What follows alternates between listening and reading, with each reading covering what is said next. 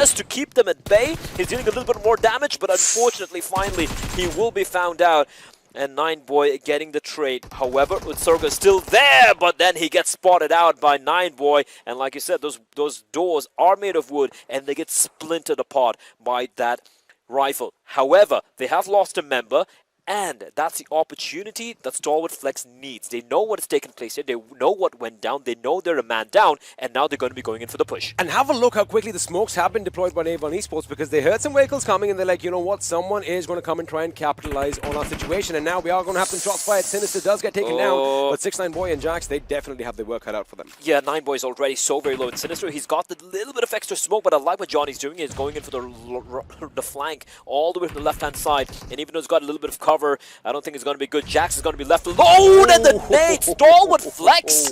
They just came, and in the span of 10 seconds, they flexed so hard on A1 that A1 Esports are no more. They do get those 3 kills, but that's about it. And, well, we're talking about them... Talking about chicken dinners. Yeah, they're not even getting the bones from the table right now. What a brilliant wipe there. Like, there was... A1 didn't stand a chance. You know, you're going to reach a stage where teams, or not teams rather, the viewers are going to be like, please don't take my favorite team's name right now because the curse is strong with this one.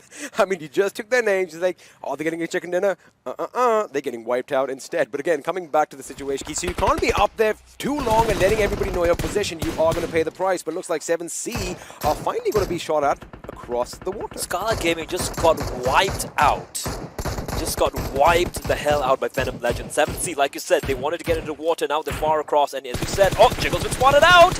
Carnage, last man surviving, and he still is in the blue. He's actually safe for the time being, and Stalwart Flex, they need to be careful that 7C can fire back at them from across. It's going to be long-range duels. You have Cooney in the water, Jiggle in the water, Ryan in the water, and looking at that circle, all 3 of them have to make a move. The circle will start moving eventually. Mind you, I got to point one thing out. Stalwart Flex again are in the prime position. We've seen this in Erangel as well. The fact that they literally traverse the map as soon as the circle shifts is something that puts them in this little advantageous position. And like I said, it's good that they have a little bit of an overlooking spot over the water, because now they can be just raining down death. And the last man from INES has been spotted out. Luckily, none of those shots connected. Again, INES, a team who didn't play the previous Super Weekend, so for them, every single point they can get matters. 7C and Stalwart Flex looking pretty solid right now. Stalwart Flex, all 4 players alive. 7C as well. I don't know how all 4 are still alive, considering they got a couple of knocks. Turulov has actually managed to swim all the way in. Clutch, well, he's trying to live up to his name. XP, he is trying desperately to live up to his name. And Crypt having a fantastic time shooting these bodies in the water. He has too many targets out there. He can't make up his mind who he wants to take out first, because the moment he sees a head pop up above the water, he shoots. And I think this might just be the end for Clutch. It is going to get a little bit difficult.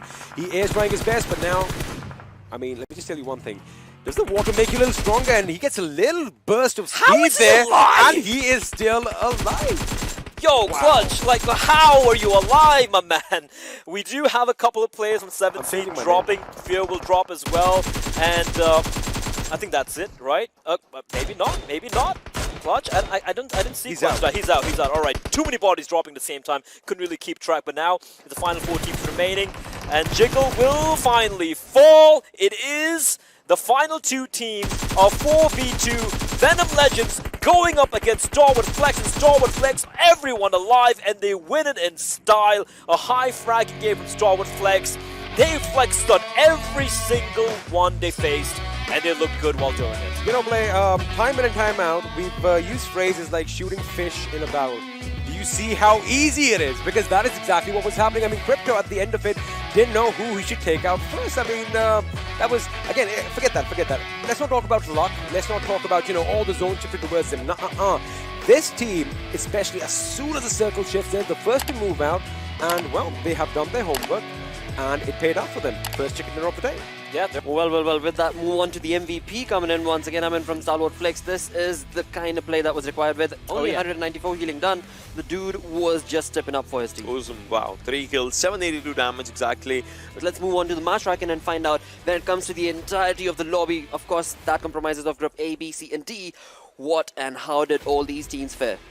27 points for Stalwart. Flex coming out here. 12 kills, 15 placement points. Venom Legends is looking good. But not a really good start this time around. But Stalwart Flex, they are actually going after INES, and even trade-offs being made over here as Gaishor will want to patch himself up before he decides to make a move, and it's going to be these two players. Ironic, however, has been taken out of the equation, but Jhonny somehow still trying to hold himself down in that one building. But how long is he going to do that? That's the bigger question over. He's given a lot of movements, making a lot of noise, as a result of which now INES is definitely going to go in for the kill. And of course, they will be quite kill hungry, as Newty has already spotted down Jhonny.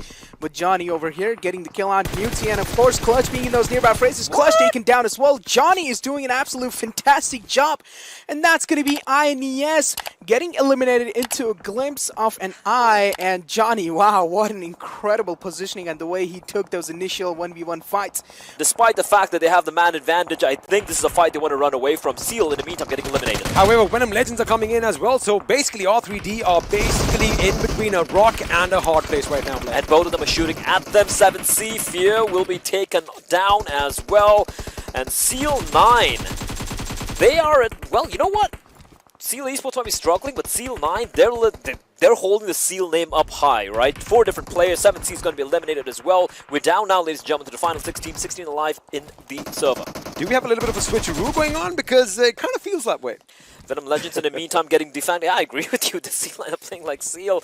R3D, they were in a rock and a hard place, like you said, and 3 of the members have been crushed. 1 survives, as we have lost a multitude of teams. 4 teams. Seal 9 looking fantastic. So are Skyline Gaming. 1952 still alive with 2 players, and R3D, I believe, has just 1 man left standing. That is Edgar.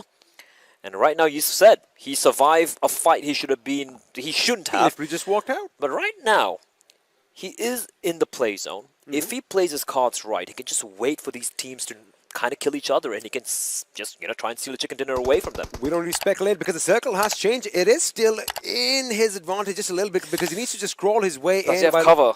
Plus he has cover. That's the beauty of Miramar.